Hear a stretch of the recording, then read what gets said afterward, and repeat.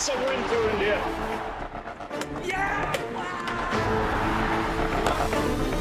And they're off the mark in World Cup 2023.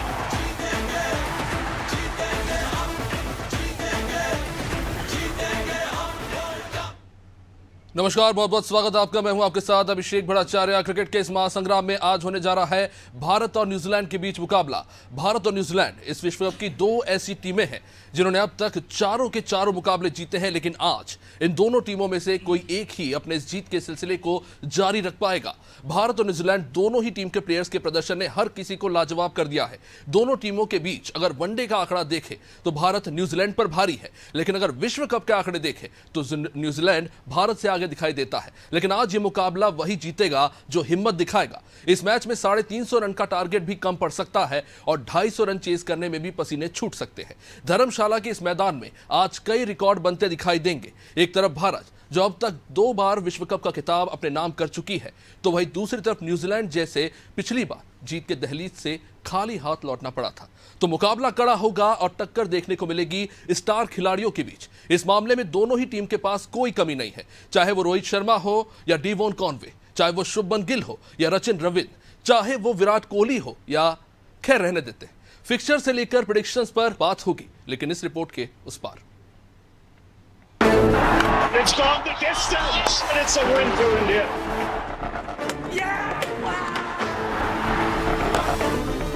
And they're off the mark in World Cup 2023.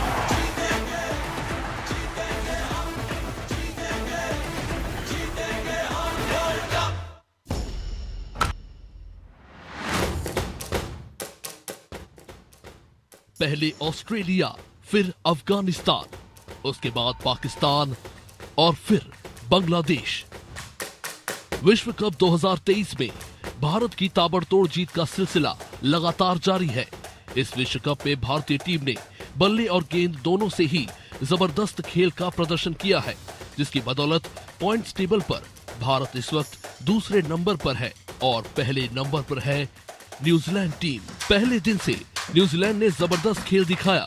पहले match में defending champion England के खिलाफ New Zealand ने match को पूरी तरह से एक तरफा कर दिया और मात्र 2 विकेट खोकर 283 रन चेस कर दिए। उसके बाद नीदरलैंड, बांग्लादेश और अफगानिस्तान के खिलाफ खेले गए तीनों मैचों में न्यूजीलैंड ने एक तरफा जीत दर्ज की। अब धर्मशाला में होगा मुकाबला इस विश्व कप की 2 सबसे ताकतवर टीमों का। फैंस दोनों ही टीमों के बीच एक जबरदस्त मुकाबले की उम्मीद कर रहे हैं। विश्व कप में भारत और न्यूजीलैंड के बीच जो मैचेस खेले गए उनका इतिहास उठाकर देखें तो न्यूजीलैंड के आंकड़े भारत के मुकाबले ज्यादा बेहतर है। दोनों टीमों के बीच कुल 9 मुकाबले खेले गए, जिनमें से न्यूजीलैंड ने 5 और भारत ने 3 मैच जीते, जो कि 1 मैच ड्रॉ रहा। तो ये तो था इतिहास, लेकिन बीते 2 सीरीज जो भारत और न्यूजीलैंड के बीच खेले गए, अगर उन मैचों के आंकड़ों पर गौर करें तो इसी साल जनवरी में 5 मैचों की सीरीज खेलने न्यूजीलैंड भारत आया था, जिसमें होलकर में पहला मैच भारत ने दिया था 385 रनों का लक्ष्य। इस मैच में रोहित ने 101 और शुभमन गिल ने खेली 112 रनों की पारी और न्यूजीलैंड की पूरी टीम जवाब में 41.2 ओवर में ऑल आउट हो गई। रायपुर में खेले गए दूसरे मैच में न्यूजीलैंड मात्र 108 रन ही बना सका। भारतीय तेज गेंदबाजों के आगे न्यूजीलैंड नहीं टिक पाई और भारत ने मात्र 2 विकेट गंवाकर शानदार जीत हासिल की। वही तीसरा मैच हैदराबाद में हुआ, जहां भारत ने 349 रनों का लक्ष्य दिया। इस मैच में शुभमन गिल ने डबल सेंचुरी जड़ी, वही सिराज ने 4 विकेट लिए। जवाब में ब्रेसवेल के 140 रनों की पारी भी न्यूजीलैंड को जीत नहीं दिला सकी। अब बात करें इस वर्ल्ड कप की, तो भारत अपने बीते 4 मैचों में विपक्षी टीमों पर हावी रहा। ऑस्ट्रेलिया के खिलाफ केएल राहुल और विराट का बल्ला जमकर चमका, तो अफगानिस्तान और पाकिस्तान के खिलाफ रोहित ने 2 शानदार पारियां खेली। निचले क्रम में श्रेयस अय्यर ने भी शानदार अर्धशतक जड़ा। तो भारतीय गेंदबाजी की अगर बात करें तो स्टार बॉलर बुमराह ने हर मैच में विकेट निकाल कर दिए हैं, जिनका बॉलिंग इकोनॉमी रेट सबसे कम है। उनके साथ सिराज से लेकर कुलदीप यादव और जडेजा विपक्षी टीमों के बल्लेबाजों के लिए घातक साबित हुए हैं। वहीं न्यूजीलैंड टीम की अगर बात करें तो उनके बीते 4 मैच शानदार रहे हैं। पहले मैच में डिवॉन कॉनवे और रचिन रविंद्र ने शतक जड़कर इंग्लैंड को चारों खाने चित कर दिया। दूसरे मैच में नीदरलैंड के खिलाफ न्यूजीलैंड के टॉप ऑर्डर ने जमकर रन बरसाए और 322 रनों का विशाल लक्ष्य खड़ा किया। बांग्लादेश के खिलाफ भी कॉनवे, विलियमसन और डेरल मिचेल ने मिलकर आसानी से 250 रन चेस कर दिए और अफगानिस्तान तो न्यूजीलैंड के आगे बल्लेबाजी और गेंदबाजी दोनों में ही बेबस नजर आए। न्यूजीलैंड के फास्ट बॉलर सभी मैचों में दूसरी टीमों पर हावी हुए। ऐसे में ये मुकाबला काफी दिलचस्प होने की उम्मीद है। प्लेइंग 11 की अगर बात करें तो कप्तान केन विलियमसन अंगूठे की इंजरी के कारण ये मैच नहीं खेल पाएंगे, तो वही हार्दिक पांड्या पैर की चोट के कारण ये मैच नहीं खेल रहे। ऐसे में इंडिया का प्लेइंग 11 कुछ इस प्रकार हो सकता है। कप्तान रोहित शर्मा, बल्लेबाज Shubman Gill, Virat Kohli, Shreyas Iyer, K L Rahul, all-rounder Ravindra Jadeja, Shardul Thakur, Ravichandran Ashwin, spin bowler Kuldeep Yadav, fast bowler Jasprit Bumrah और मोहम्मद सिराज। धर्मशाला के Himachal Pradesh cricket association stadium की पिच पर तेज गेंदबाज अहम रोल अदा करेंगे। इस पिच पर फास्ट बॉलर्स के लिए काफी ज्यादा स्विंग देखने को मिलता है। साथ ही साथ पिच पर बाउंस भी अच्छा रहता है, जिससे बल्लेबाजों को मदद मिलेगी। बल्लेबाजों को शुरुआती ओवर संभलकर खेलने होंगे। मिडिल ओवर्स में स्पिनर्स को भी काफी मदद मिल सकती है। यहाँ पर खेले गए कुल 7 वनडे मुकाबलों में 3 बार पहले बल्लेबाजी और 4 बार पहले गेंदबाजी करने वाली टीम को जीत मिली है, तो मामला काफी ज्यादा करीबी है। भारत ने बीते 4 मैच चेस करके जीते हैं। इस बार भी माना जा रहा है कि अगर भारत ने टॉस जीता तो भारत पहले गेंदबाजी करेगी।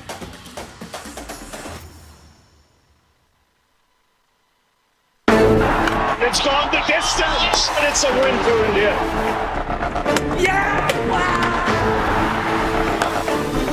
And they're off the mark in World Cup 2023.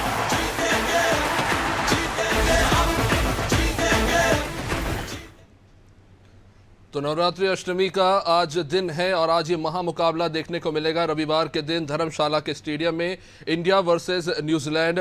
जो फैंस उनको बेहद इंतजार है इस मैच का, क्योंकि ये ऐसा मैच है जहां पर 2 ऐसी टीम मैच खेलने जा रही है जिन्हें बेस्ट वर्सेस बेस्ट कहा जा रहा है। एक तरफ न्यूजीलैंड है जिसने चारों मैचों में शानदार प्रदर्शन किया है, दूसरी तरफ भारत है। इसने शुरुआत करी ऑस्ट्रेलिया से, ऑस्ट्रेलिया को पहले मैच में हराया। जिस तरह की शानदार बैटिंग हमने देखी विराट कोहली और केएल राहुल की फर्स्ट मैच में। उसके बाद दूसरा मैच हमने देखा अफगानिस्तान, उसके साथ भी सामने भी भारत का शानदार प्रदर्शन देखने को मिला। फिर आए पाकिस्तान। माना जा रहा था कि बहुत कड़ी टक्कर देखने को मिलेगी। पाकिस्तान ने पहले बैटिंग भी की, शुरुआत भी ठीक ठाक चली, 150 रनों तक पाकिस्तान की पारी अच्छी चली, लेकिन उसके बाद भारतीय गेंदबाजी ने जो वापसी की वहां से और पूरी टीम को बिखेर दिया मात्र 190 रन पर, और वहां पर देखने को मिला भारतीय गेंदबाजों का जलवा। चौथे मैच में भी बांग्लादेश ने शुरुआत अच्छी करी थी, लेकिन वही गलती जो गलती पाकिस्तान ने की वही कहीं ना कहीं गलती बांग्लादेश करती नजर आई, और शुरुआत अच्छी करने के बावजूद बहुत जल्दी में सारे विकेट ढेर हो गए।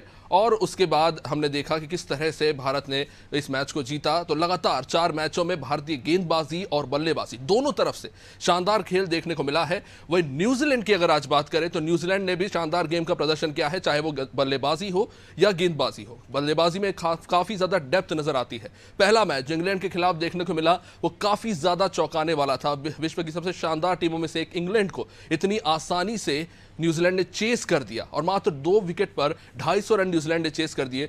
तो यहीं से कहीं ना कहीं देखने को मिल रहा था कि न्यूजीलैंड कितनी जबरदस्त फॉर्म में है और कड़ी टक्कर देने की आज हैसियत रखती है। लेकिन अगर आंकड़ों की बात करें तो ये बड़ा दिलचस्प है कि बायलैटरल मुकाबलों में जहां एक तरफ देखने को मिलता है कि इंडिया न्यूजीलैंड पर हावी है, 116 मैचेस में से 56 मैचेस इंडिया ने जीते हैं, वही 50 जो है वो न्यूजीलैंड ने जीते हैं। लेकिन वही अगर हम वर्ल्ड कप की बात करें तो वर्ल्ड कप में न्यूजीलैंड काफी ज्यादा अच्छी देखने को मिलती है। तो चलिए अब चर्चा करेंगे। हमारे एक्सपर्ट हमारे साथ स्टूडियो से जुड़ रहे हैं। सतीश कुमार जी एमपीसीए से हैं, एमपीसीए में मेंबर हैं। सतीश कुमार जी बहुत बहुत स्वागत आपका अनादि टीवी पर। आज इंडिया वर्सेस न्यूजीलैंड ये मुकाबला काफी ज्यादा हाईली एंटिसिपेटिंग है, और इसलिए भी है क्योंकि हम इस वर्ल्ड कप में बहुत सारी चीजें ऐसे देख रहे हैं जो हमने उम्मीद नहीं की थी होगी। कि जिस तरह से अफगानिस्तान जीत गई, उसके बाद हमने देखा नीदरलैंड ने इतना खतरनाक प्रदर्शन किया, और आज का ये मुकाबला हम देख रहे हैं। क्या कुछ बड़ा उलटफेर की आप उम्मीद कर रहे हैं या आप मान रहे हैं कि इस मैच में भारत का पलड़ा भारी है? नो डाउट भारत का पल्ला भारी है, और आप ये उलटफेर की जो बातें कर रहे हैं ये बहुत अच्छा एक इनिशिएटिव है। जैसे कि आईपीएल हमारे इंडिया में आया है और आईपीएल में सारे कंट्री के प्लेयर्स आके खेल रहे हैं, तो वो जो एक्सपीरियंस है और वो है उसका फ़ायदा हो रहा है हर वर्ल्ड की क्रिकेट में। आप आज ये नहीं कह सकते कि एशियन क्रिकेटर्स एशिया में अच्छा खेलेंगे। आप देख सकते हैं कि नीदरलैंड के क्रिकेटर्स और कहीं के भी इंटरनेशनल क्रिकेटर्स इंडिया में उतना अच्छा खेल रहे हैं या किसी भी सॉइल पे उतना अच्छा खेल रहे हैं। ये उस कॉम्बिनेशन और उस वास्ट क्रिकेट जो हो गई है इंडिया में, उसके कारण सारी दुनिया को अच्छी क्रिकेट देखने को मिल रही है और खेलने को मिल रही है। निश्चित रूप से अगर हम इंडियन टीम की आज के समय में बात करें तो एक यंग और एक्सपीरियंस टीम, हमें दोनों का एक बेहतरीन कॉम्बिनेशन आज देखने को मिल रहा है। वही दूसरी तरफ अगर हम न्यूजीलैंड को देखें तो न्यूजीलैंड में भी कोई कमी नहीं है अनुभवी बल्लेबाजों की या फिर गेंदबाजों की। अभी सुनने में आ रहा है कि टीम सऊदी भी इस मैच में वापस ही कर रहे हैं और जैसा कि कहा जा रहा है कि ये पिच फास्ट बॉलर्स के लिए काफ़ी अच्छी है। तो आज धर्मशाला पे जो मैच होने जा रहा है इंडिया वर्सेस न्यूजीलैंड में, उसमें आपका एनालिसिस क्या कहता है? क्या सबसे ज़्यादा क्या पावरफुल है इंडियन बल्लेबाजी के लिए और न्यूजीलैंड की बॉलिंग के लिए? दोनों के लिए फेवरेबल है बॉलिंग, और मैं ये नहीं कह सकता कि आज न्यूजीलैंड की बॉलिंग बहुत अच्छी है। हाँ, चलिए आपकी जगह भी रोकना चाहूंगा आपको। इस वक्त की बड़ी खबर आपको एक बार बता देते हैं। अभी अभी जानकारी मिल रही है धर्मशाला से, इंडिया ने टॉस जीत लिया है और पहले गेंदबाजी करने का फैसला लिया है। वैसे माना जा रहा था क्योंकि बीते 4 मैचेस से हम देख रहे हैं कि इंडिया ने सेम स्ट्रैटेजी रखी है धर्मशाला के मैदान में। हालांकि ये कहा जा रहा था कि पहली बैटिंग करने में शायद फायदा हो सकता है, पिच कंडीशंस ऐसी हो सकती हैं कि वो फर्स्ट बैटिंग के लिए फेवरेबल हो। खैर, भारत ने फैसला लिया है पहले गेंदबाजी करने का। अपनी पुरानी जो रणनीति है उसी के तहत वो आगे बढ़ रही है और न्यूजीलैंड को पहले बल्लेबाजी करने के लिए स्वागत किया है भारतीय टीम ने। तो सतीश जी, टॉस जीत के गेंदबाजी करने का फैसला लिया है, उस पर आप क्या कहना चाहेंगे? क्या स्ट्रैटेजी होगी इंडिया की? इंडिया हमेशा एक बैटिंग यूनिट बहुत अच्छा खेल रहा है। ओवरऑल हमारी यूनिट बहुत अच्छी है, लेकिन हाँ, हमारी स्ट्रेंथ बैटिंग है तो चेस करने में हमारे लिए इजी रहेगा। और बॉलिंग स्ट्रेंथ से ये हो सकता है कि हम एक टारगेट सेट कर सकते हैं, इतने कम टारगेट में हमें ऑल आउट करना है और उसको बहुत इजीली चेस करना है। और कहीं ना कहीं ड्यू का फैक्टर भी आएगा क्योंकि ड्यू में स्विंग और कट का फ़ायदा होने वाला है इंडिया को, और शायद यही गेम स्ट्रैटेजी और प्लान होगा। और टॉस जीतना मतलब हमारी स्ट्रैटेजी प्लान रेडी है और हमें उस पर सिर्फ इम्प्लीमेंट करना है। चलिए, हमारे साथ पूर्व क्रिकेटर वर्षा जी भी जुड़ चुकी हैं हमारे साथ ऑनलाइन। वर्षा जी, आप तक आवाज़ पहुँच रही है? वर्षा पटेल जी, चलिए लगता है कुछ टेक्निकल प्रॉब्लम है, उसे रिजॉल्व करेंगे। लेकिन हमारे साथ क्रिकेट एंथुसियास्ट और पॉलिटिकल लीडर मनोज वर्मा हमारे साथ जुड़ चुके हैं लाइव इस वक्त न्यूज रूम से।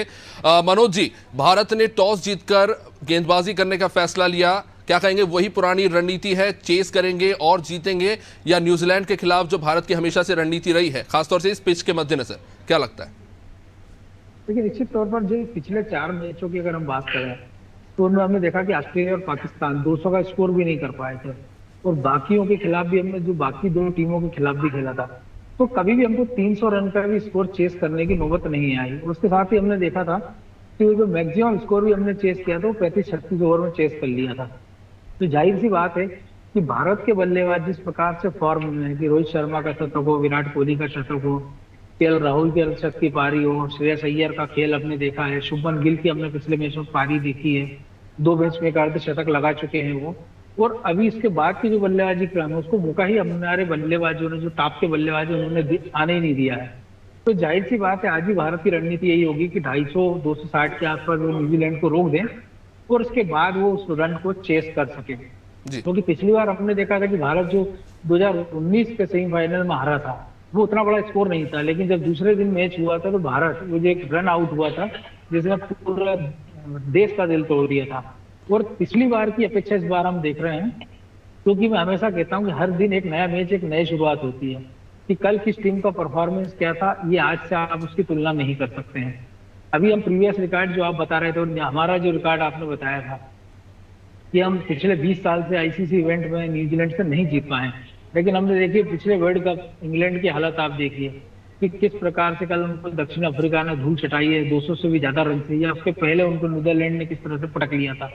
पाकिस्तान के साथ क्या कुछ हो रहा है ये हमसे छुपा नहीं। न्यूजीलैंड के साथ हमने देखा कि डेविड कानवे पर वो बहुत ज्यादा निर्भर है और मिचेल सेंटनर उनके सबसे अच्छे गेंदबाज जो भी हैं, जो 11 विकेट 4 मैचों में ले चुके हैं। तो अगर डेविड कानवे को भारत की कोशिश रहेगी कि अच्छा स्टार्ट लेने से रोका जाए, क्योंकि इसके बाद रचित जो हैं उनके हमने देखा है कि एक मैच में उन्होंने शतकी पारी के लिए, लेकिन उसके बाद वो कंटिन्यू इतना अच्छा परफॉर्म नहीं किया। लेकिन हमने देखा ओवरऑल एक टीम के रूप में न्यूजीलैंड के जो गेंदबाज और बल्लेबाज वो थोड़ा थोड़ा अपना योगदान दे रहे हैं। जैसे हमने देखा था भारत के गेंदबाजों को पिछले मैच में कि 5 गेंदबाजों ने 2-2 विकेट शेयर किए थे।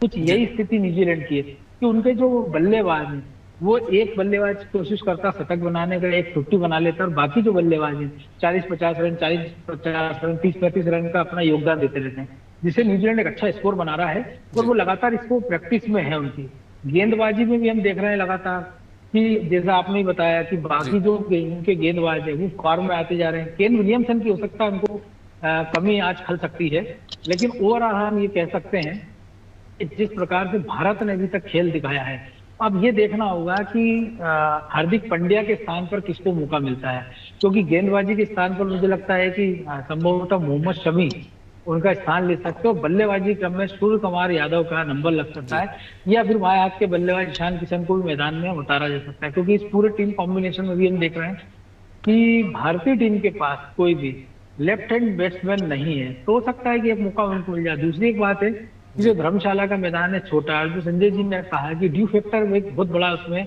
रोल निभाएगा, तो ऐसे में दूसरी पारी में भारत को आसानी हो जाएगी। लेकिन भारत का प्रयास यही रहेगा कि पहली पारी में वो न्यूजीलैंड को कम से कम रन पे रोक सके। दूसरा एक बात है कि सुबह से इस मैच में बारिश की आशंका जताई जा रही थी, लेकिन अभी जो टॉस हुआ उसमें हमने देखा कि एकदम चमकीली धूप निकली हुई है। हो सकता है शाम को वेदर थोड़ा चेंज हो जाए, तो कभी डकवर्थ लीग पर जाना पड़े, कभी कम ओवर का मैच हो, तो ये भारत के लिए फेवरेबल साबित हो सकता है। निश्चित रूप से बात कर रहे थे हम केन विलियमसन की। बांग्लादेश ने बड़ा नुकसान किया है वहां पे। एक तरफ बांग्लादेश ने खेला, केन विलियमसन इंजर्ड हो गए, उनके अंगूठे में चोट लगी, वो बाहर हो गए। फिर यहाँ पर हार्दिक पांड्या के पैर में चोट लगी, वो बाहर हो गए। सतीश जी, क्या लगता है न्यूजीलैंड से केन विलियमसन, उनके कैप्टन है और बहुत एक्सपीरियंस प्लेयर है, हाई लेवल के प्लेयर माने जाते हैं, वो नहीं खेल रहे, और यहाँ पर जो हम कह सकते हैं पावर हिटर है हार्दिक पांड्या, तो क्या आज इस मैच में कमी खल सकती है दोनों ही टीमों को? ये दो स्टार प्लेयर सब नहीं खेल रहे सर अब कमी तो खल सकती है, लेकिन सिचुएशन है, और मैं इंडिया के बैट्समैन को कभी अंडर एस्टिमेट नहीं कर सकता, रैंक कम नहीं कर सकता, क्योंकि अगर हार्दिक है, हार्दिक के साथ एक बेनिफिट था कि वो बॉल भी डालते हैं, वो एक ऑलराउंडर है, तो वो दो लोगों की कमी है। सूर्य कुमार यादव है ऑफकोर्स हमारे पास, जो वो बैटिंग में कमी पूरी कर सकते हैं, लेकिन हाँ उसकी बॉलिंग और फील्डिंग की कमी हमें अखरेगी। वहीं केन विलियमसन, उनकी बैटिंग और सबसे इंपॉर्टेंट है उनका एक्सपीरियंस, जो न्यूजीलैंड के लिए लैक करेगा। तो दोनों टीम को माइनस है और एक बहुत बड़ा धक्का लगा है, लेकिन हाँ रिप्लेसमेंट्स हैं और अच्छा करने की कोशिश की जाएगी। ये तो सब चाहते हैं कि अच्छा हो। निश्चित रूप से। चलिए अभी अभी जानकारी मिल रही है, प्लेइंग 11 अनाउंस हो चुकी है टीम इंडिया और न्यूजीलैंड की। सबसे पहले आपको बता दें, न्यूजीलैंड से आज जो प्लेइंग 11 है कुछ खास बदलाव नहीं है। ओपनिंग में रहेंगे Devon Conway, Will Young, Rachin Ravindra रहेंगे, डैरल मिचेल रहेंगे। उसके बाद 4th नंबर पे टॉम लेथम रहेंगे, captain Glenn Phillips 6th number पे Mark Chapman, Mitchell Santner, Matt Henry, Lockie Ferguson और ट्रेंट बोल्ट। वैसे माना जा रहा था टीम साउदी खेल सकते हैं, लेकिन न्यूजीलैंड टीम में कोई बदलाव नहीं किया है, वही 11 प्लेयर खेले जो पिछला मैच खेले थे। सिर्फ केन विलियमसन नहीं खेले, उनकी जगह पर रिप्लेसमेंट हुई है। अब टीम इंडिया अनाउंस हो चुकी है, आप स्क्रीन पर देख सकते हैं। रोहित शर्मा, शुभमन गिल, विराट कोहली, श्रेयस अय्यर, केएल राहुल, ये लीथल 5 जो है उसमें कोई बदलाव नहीं है। इंडियन टीम की ये 5 जो प्लेयर जो टॉप ऑर्डर है, उन्होंने शानदार प्रदर्शन जारी रखा, उसमें कोई बदलाव नहीं किया गया है। हालांकि जो बदलाव हुआ है वो निचले क्रम में देखने को मिल रहा है, जिसमें मोहम्मद शामी खेल रहे हैं आज, और इसके अलावा सूर्य कुमार यादव आज मैच खेलेंगे। तो प्लेइंग 11 अनाउंस हो चुकी है और 11 प्लेयर्स जो आज खेल रहे हैं उसमें सिर्फ 2 ही बदलाव देखने को मिल रहे हैं, सूर्य कुमार यादव और मोहम्मद शामी। तो क्योंकि आज कहा जा रहा है कि फास्ट बॉलर्स का बड़ा रोल रहेगा, सबसे पहले मैं आपके पास आना चाहूँगा सतीश जी की आज जो मैच होने जा रहा है, जिसमें कहा जाता है कि धर्मशाला की पिच में फास्ट बॉलर्स और स्विंग बॉलिंग काफ़ी ज़्यादा इफेक्टिव साबित होती है शुरुआती ओवर्स में। तो आज मोहम्मद शामी, मोहम्मद सिराज और जसप्रीत बुमराह खेल रहे हैं। किस तरह से लगता है रोहित शर्मा इस्तेमाल करेंगे इन्हें, क्योंकि डेथ ओवर्स में भी ओवर्स बचा के रखने हैं और शुरुआती ओवर में स्विंग का भी फायदा लेना है। ऑब्वियसली मैच हमारा हिमाचल में है और कंडीशन वहाँ पे फेवरेबल रहती है फास्ट बॉलिंग की, क्योंकि क्लाइमेट को सपोर्ट करेगा। और बात रही, रोहित एक बहुत सक्षम कप्तान है जिनको ये पता है कि किस बॉलर को कब यूज़ करना है। और हमारी बॉलिंग स्ट्रेंथ आज की डेट में, पहले हम कहते थे कि यार विदेशी बॉलिंग बहुत फास्ट और बहुत अच्छी होती है, लेकिन आज हम ये सब चीज़ भूल गए। हमारी बॉलिंग भी उस लेवल की, हमारी फील्डिंग उस लेवल की, हमारा कैलिबर हर चीज़ को मैच करने लगा है और हम वर्ल्ड के टॉप में हैं। तो ऑब्वियसली किसी के भी हाथ में बॉल आएगी, उसको उसका रोल पता है और वो पूरा करेगा। और रोहित सक्षम है अपने बॉलर को रोटेट करने में और कब कहाँ क्या गेम प्लान इम्प्लीमेंट करना है उन्हें पता है। निश्चित रूप से आज मोहम्मद शामी को लिया गया है रिप्लेसमेंट के तौर पे हार्दिक पांड्या की जगह। हार्दिक पांड्या ऑलराउंडर थे, बैटिंग और बॉलिंग दोनों कर सकते थे, तो एक कह सकते हैं कि एक ड्रॉबैक है यहाँ पर कि शायद थोड़ा सा जो डेप्थ है इंडियन बैटिंग में वो कहीं ना कहीं कम होता दिखाई दे रहा है। लेकिन दूसरी तरफ हमारे पास मोहम्मद शामी जैसे बॉलर है जो स्विंग कराने में माहिर माने जाते हैं, रन तो चोक करते ही हैं, साथ ही साथ विकेट भी जल्दी जल्दी झटक सकते हैं। शामी को लेकर आपके कमेंट्स। सर आपने अभी मेरे सामने बोला कि हमारे टॉप 5, अगर टॉप 5 हैं और हम टॉप 5 पे इतना रिलाय कर रहे हैं, तो मेरे ख्याल से अगर 7-8 नंबर की बैटिंग आती है जी तो हम लैग कर रहे हैं। तो हमारे टॉप 5 ही इतने अच्छे हैं कि मुझे नहीं लगता कि ये कोई कमी अखरने वाली है, खलने वाली है। इट्स ओके कि अगर ऐसा कुछ होता है तो फिर आप कुलदीप पे भी बिलीव कर सकते हैं कि वो भी अच्छा परफॉर्म करेंगे। जी, रविंद्र जडेजा भी है और सूर्य कुमार, हालांकि उनको शायद थोड़ी इंजरी आई हुई है, तो हालांकि ये भी सही बात आपने जो कही कि अभी तक नौबत ही नहीं आई है 6 नंबर के प्लेयर को खिलाने की। Manoj ji, Indian batting lineup same है, कुछ बदलाव देख रहे हैं जैसे कि हम एंटिसिपेट कर ही रहे थे कि जो इंजरी हुई तो उसके बाद हार्दिक पांड्या बाहर हुए, और जाहिर तौर पर हम देख रहे हैं कि और ऐसा लगातार कहा जा रहा है कि हर मैच को लेकर हर टीम के खिलाफ भारत एक इंडिविजुअल स्ट्रैटेजी लेकर चल रही है। तो इस मैच को लेकर भी हम देख रहे हैं कि भले इंजरी हुई हो लेकिन इंडिया ने अपनी सॉलिड स्ट्रैटेजी अपनाई है और सूर्य कुमार यादव को बैटिंग के लिए और शमी को बॉलिंग के लिए जगह दी है। डेप्थ भले ही कम हुई हो लेकिन जाहिर तौर पर यह दिख रहा है कि इंडिया अपनी बैटिंग को लेकर पूरी तरह से कॉन्फिडेंट चल रही है।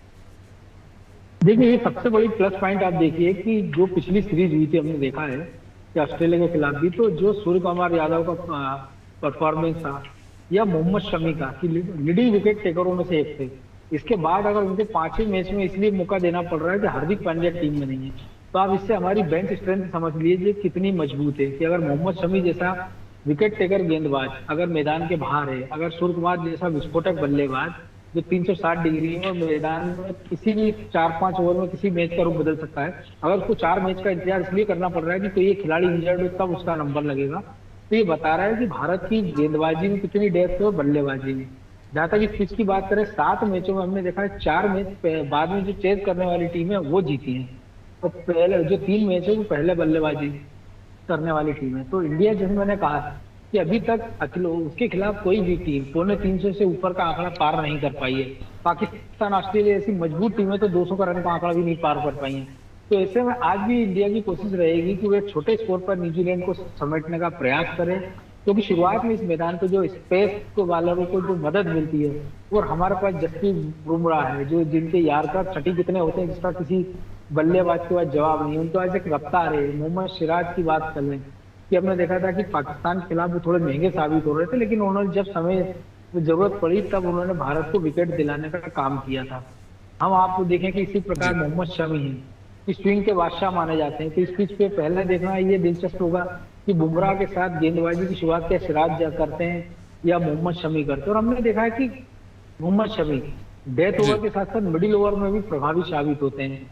तो जो हार्दिक पांड्या का स्थान होता है कि वो नंबर 3 पे गेंदबाजी करने के लिए आते हैं, तो हो सकता है कि पहले 10-12 ओवर तक मोहम्मद सिराज और बुमराह बॉलिंग करे, उसके बाद मोहम्मद शमी को लाया जाए, वो दूसरे छोर से जडेजा या फिर कुलदीप चाहर को लाया जाए।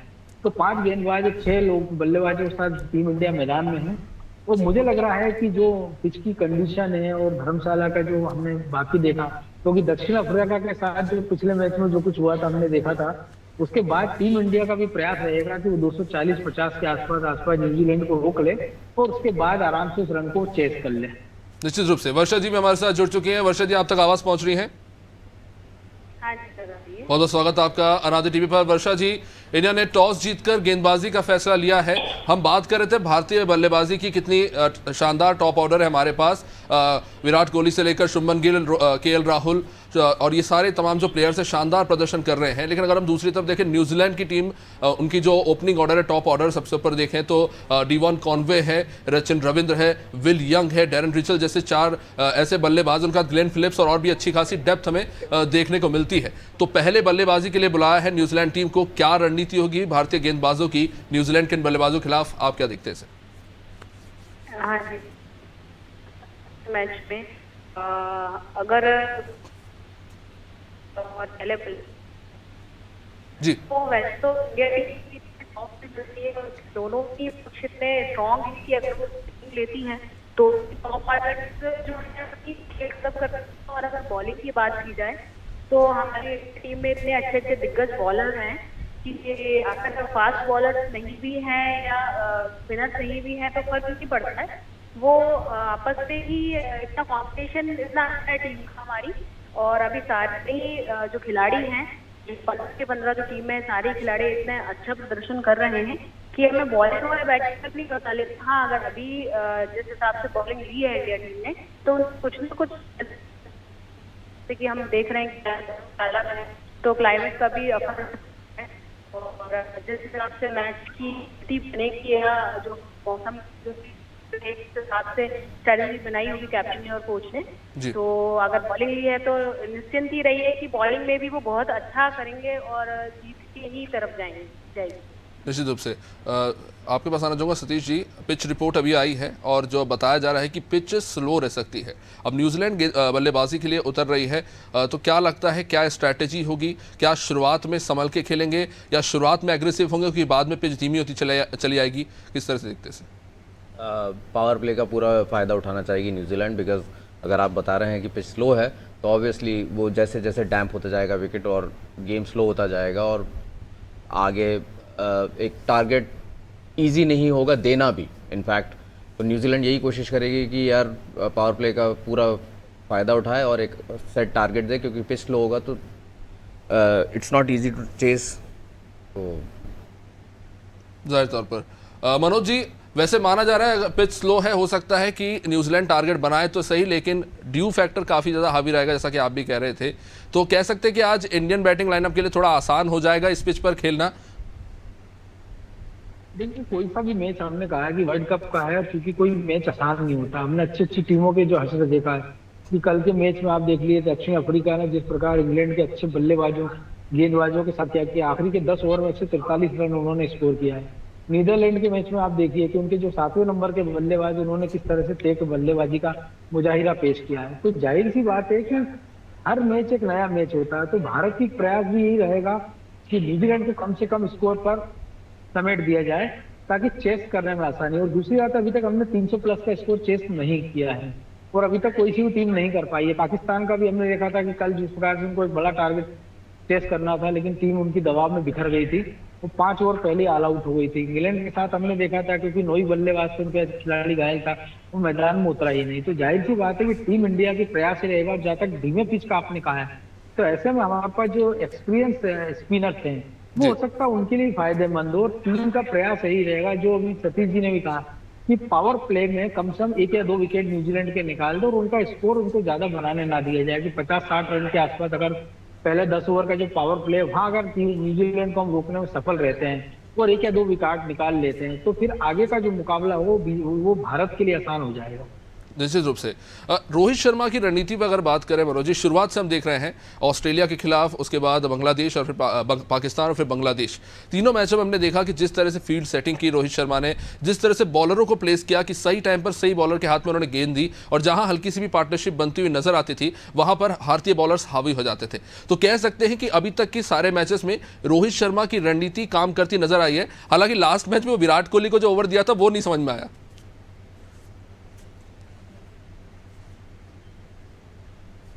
मनोज जी, चलिए लगता है सतीश जी आपसे जवाब ले लेता हूं रोहित की रणनीति को लेकर।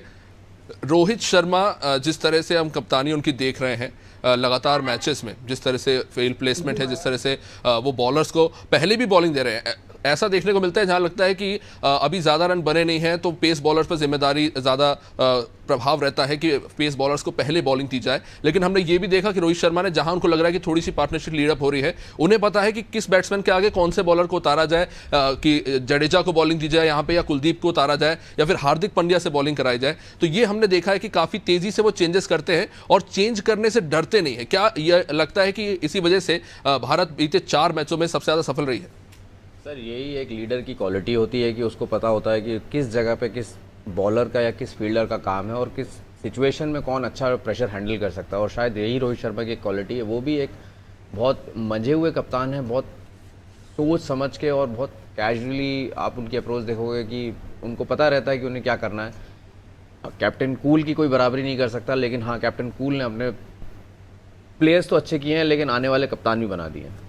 ऋषभ से न्यूजीलैंड बैटिंग की अगर बात करें तो न्यूजीलैंड बैटिंग में हम ये देखते हैं कि एक्सपीरियंस के नाम पे केन विलियमसन है वहाँ पे, डैरल मिचेल है वहाँ पे, लेकिन अगर रचिन रविन की बात करें या फिर विल यंग की बात करें, ये नए प्लेयर्स खेल रहे हैं, शानदार परफॉर्मेंस है इनकी, लेकिन ये बड़ा मैच है और आप इंडिया जैसी टीम से खेलने जा रहे हो, तो इसको लेकर क्या कहना चाहेंगे कि आज केन विलियमसन की थोड़ी कमी खल सकती है न्यूजीलैंड को? केन विलियमसन की बिल्कुल कमी खल सकती है, क्योंकि एक्सपीरियंस का कोई मुकाबला नहीं होता। केन विलियमसन जैसे प्लेयर हैं वो एक पूरी टीम यूनिट लेके साथ चलते हैं और अपने ऊपर जवाबदारी लेके खेलते हैं। लेकिन हाँ, यंगस्टर्स के दिमाग में भी ये बात होती है कि ये उनकी ज़िंदगी का सबसे बड़ा मैच है जो उनको रातों रात स्टार बना सकता है, जो उनकी ज़िंदगी बदल सकता है। शायद एक क्रिकेटर इस दिन के इंतज़ार में अपना ज़िंदगी जीता है, अपने सपने बुनता है, तो इस स्टेज पे सब परफॉर्म करना चाहेंगे। अब परफॉर्म वही करेगा जो अपने ऊपर प्रेशर नहीं लेता और इस प्रेशर को जो इजीली हैंडल कर लेता है। तो यंगस्टर्स के लिए बहुत बड़ा मौका है और मुझे नहीं लगता कि वो इस मौके को भुनाने के लिए कुछ ना करें। वो उनकी पूरी ज़िंदगी इसी पे डिपेंड है और वो चाहेंगे कि ये मैच में वो बेस्ट परफॉर्म करें। तो अगर वो प्रेशर हैंडल कर जाते हैं तो न्यूजीलैंड के लिए बहुत बड़ा फ़ायदा होगा।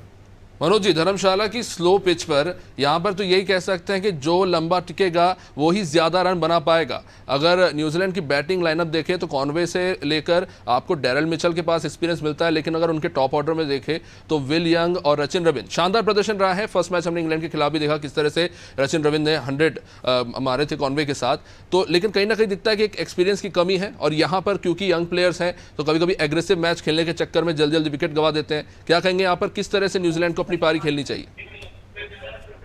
देखिए, जाहिर सी बात है जो सतीश जी ने भी कहा कि ये एक ऐसा मैच है कि किसी भी को खिलाड़ी को स्टार बना सकता है। आप पिछले मैच में देखिए रचिन को कि उनका नाम ही इतना अटपटा था, लोगों को नाम ही नहीं पता था, लेकिन जिस प्रकार से उन्होंने परफॉर्म किया था तो हर क्रिकेट प्रेमी के को नाम उनका रट गया। डेविड कॉनवे की बात है, आईपीएल में उन्होंने हिंदुस्तान के लगभग तमाम सारे पिचों पर खेला है। विल यंग अच्छी बल्लेबाजी कर रहे हैं, लेकिन कोई भी क्रिकेटर है अगर वो जब तक पिच पर खेलेगा नहीं, जब तक वो पिच का पड़ेगा नहीं, क्योंकि अगर आप पहली बॉल से हिट करने का प्रयास करेंगे, क्योंकि हमने देखा था ऑस्ट्रेलिया के खिलाफ कि रोहित शर्मा को अगर छोड़ दिया जाए तो पहली बॉल से हिट मारने का प्रयास हमने देखा था श्रेयस अय्यर ने किया था, हमने देखा था ईशान किशन ने दूर की बॉल पर हिट तेज मारने का प्रयास किया था। नतीजा यह था कि 2 रन पे हमारे 3 विकेट हो गए, तो तीनों बल्लेबाजों का खाता भी नहीं खुला था। इसके बाद टीम इंडिया ने हमने देखा है कि उससे अनुभव लिया है।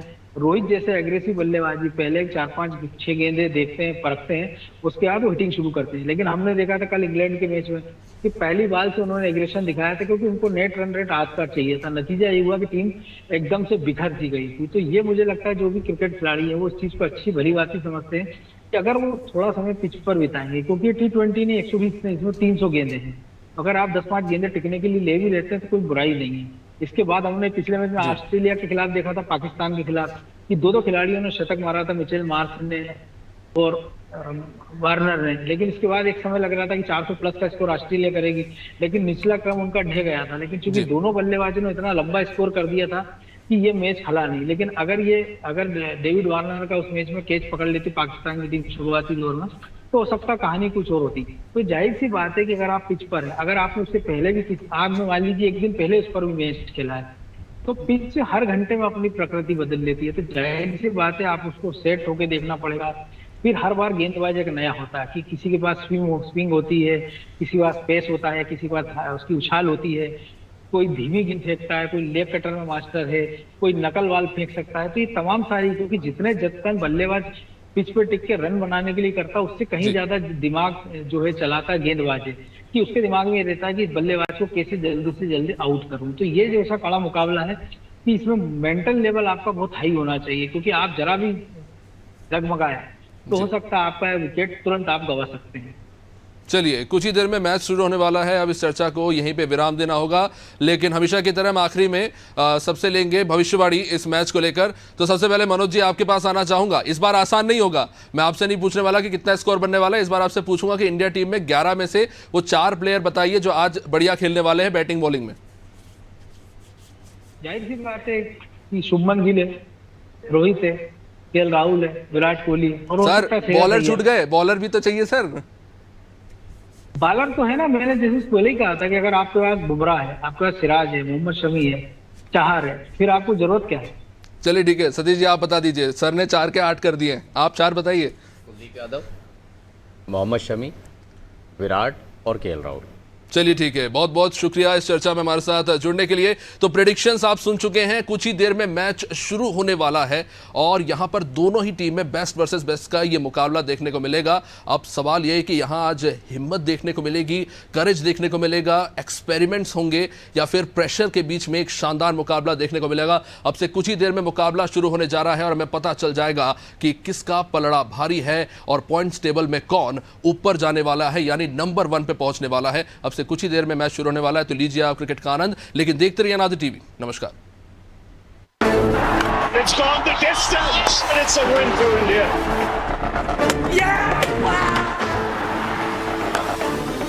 And they're off the mark in World Cup 2023.